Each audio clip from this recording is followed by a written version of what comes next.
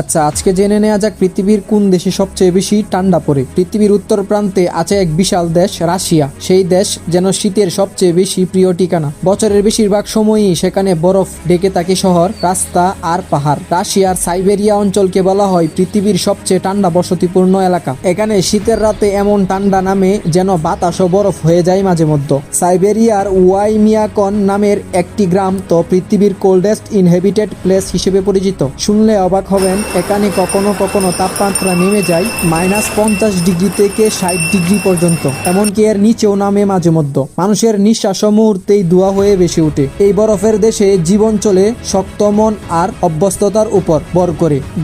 গরম রাখার জন্য সারাদিন তাপের ব্যবস্থা, বরফ কেটে পানি সংগ্রহ আর উষ্ণ খাবার, এসবই তাদের দৈনন্দিন রুটিনের অংশ। প্রকৃতির এত কঠোরতা সত্ত্বেও রাশিয়ার মানুষদের মুখে হাসি ফোটে। শীতকে জয় করার জন্য অদম্য শক্তি, এটাই এই দেশকে করে তোলে অনন্য। পৃথিবীর সবচেয়ে বেশি শীত আর আসল রূপ দেখতে চাইলে রাশিয়ার সাইবেরিয়া নামটাই যথেষ্ট।